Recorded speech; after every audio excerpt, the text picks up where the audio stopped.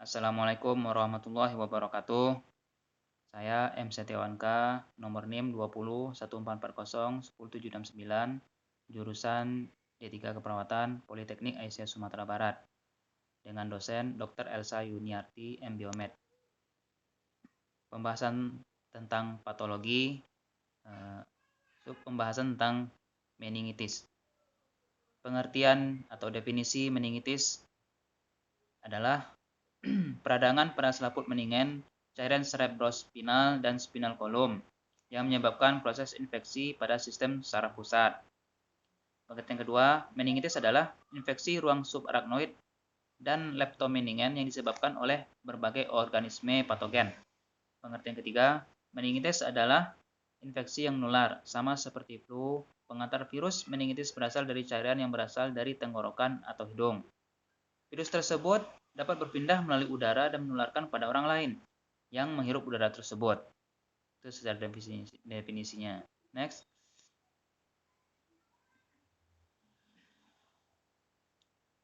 Lanjut.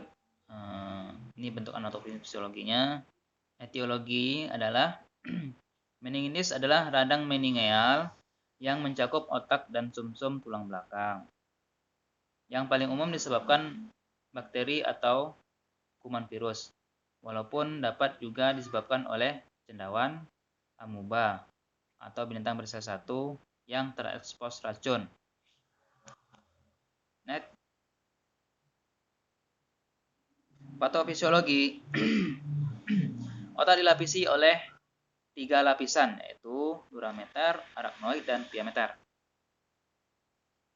Sebagaimana yang kita ketahui, cairan otak dihasilkan dalam plexus choroid, ventrikel, bergerak atau mengalir melalui subarachnoid dalam sistem ventrikel dan seluruh otak dan sumsum tulang belakang. Diabsorpsi melalui villi arachnoid yang berstruktur seperti jari-jari di dalam lapisan subarachnoid.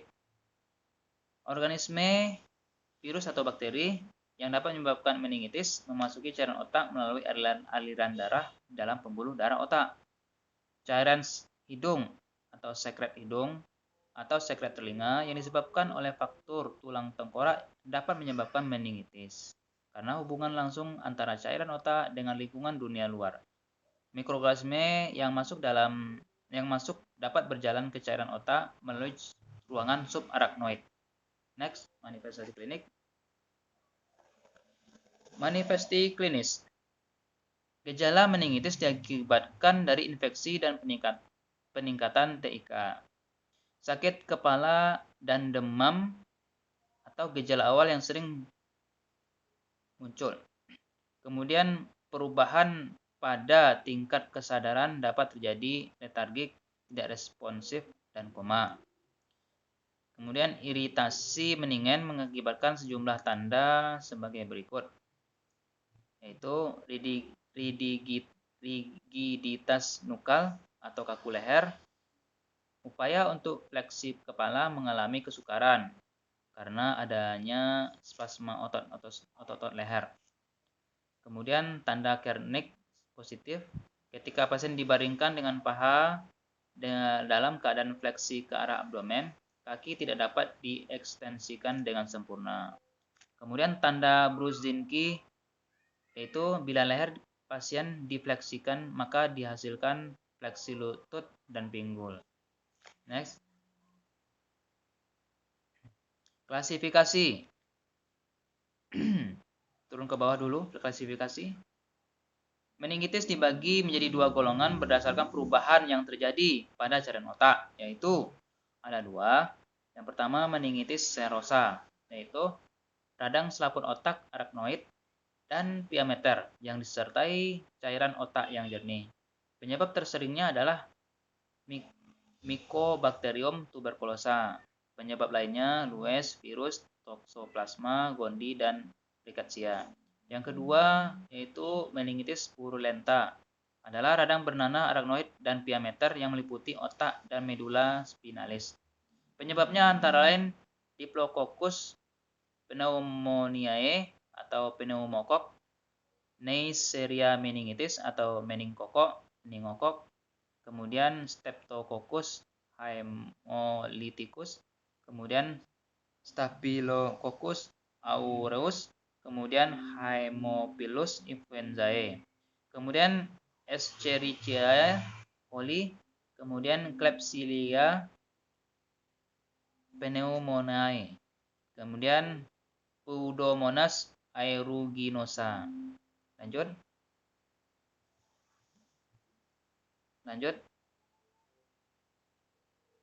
Tanda dan gejala umum yaitu diantaranya tanda dan gejala umum yaitu nyeri kepala berat pada pagi hari, makin bertambah apabila batuk dan membungkuk. Kemudian ada kejang, kemudian ada tanda-tanda peningkatan intrakranial, yaitu pandangan kabur, mual, muntah, penurunan fungsi pendengaran, perubahan TTV, dan afasia. Kemudian perubahan kepribadian, lalu gangguan memori dan alam perasa. Dan yang terakhir, trias klasik yaitu nyeri kepala, papil udoma, dan muntah. Next. Pemeriksaan diagnostik ada 5, yaitu fungsi lumbal, ada darah, mikroskopik, CT scan, LP, dan CCS. Untuk pemeriksaan diagnostik ini, kita harus dilakukan oleh operator yang betul-betul menguasai untuk mendapatkan hasil yang maksimal. Seperti CT scan itu tidak bisa dilakukan oleh operator lain seperti yang bukan ahlinya. Dan lanjut, untuk penata laksanaan medis ada 2, yaitu penata laksanaan umum dan pemberian antibiotik.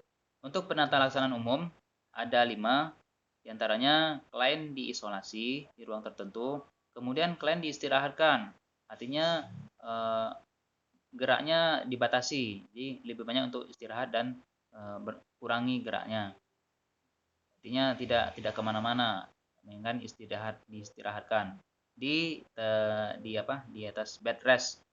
Kemudian yang ketiga, kontrol hipertemi dengan kompres, pemberian antipiretik seperti paracetamol, asam salisilat agar tensinya normal kembali dalam batas normal. Kemudian yang ketiga, kontrol kejang, ya seperti diazepam, phenobarbital. Yang kelima, kontrol peningkatan tekanan intrakranial itu dengan manitol, kortikosteroid, pemenuhan kebutuhan cairan dan nutrisi yang kita berikan. Kemudian yang kedua, pemberian antibiotik. Yang pertama diberikan 10 sampai 14 hari, sedikitnya 7 hari bebas panas. Kemudian yang kedua, antibiotik yang umum diberikan yaitu ampicillin, gentamicin, chloramphenicol, dan cephalosporin. Kesimpulannya,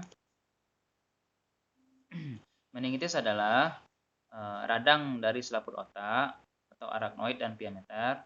Kemudian penyebab utamanya adalah bakteri dan virus.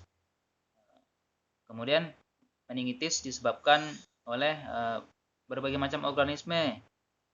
Namun kebanyakan pasien mempunyai faktor predisposisi seperti fraktur tulang tengkorak, infeksi, operasi otak, dan sumsum tulang belakang. Seperti yang disebutkan di atas bahwa meningitis disebabkan oleh bakteri dan virus. Maka meningitis dibagi menjadi 2 bagian besar, yaitu meningitis purulenta dan meningitis serosa. Demikianlah presentasi saya pada kesempatan kali ini. Saya mengucapkan semoga bermanfaat. Assalamualaikum warahmatullahi wabarakatuh.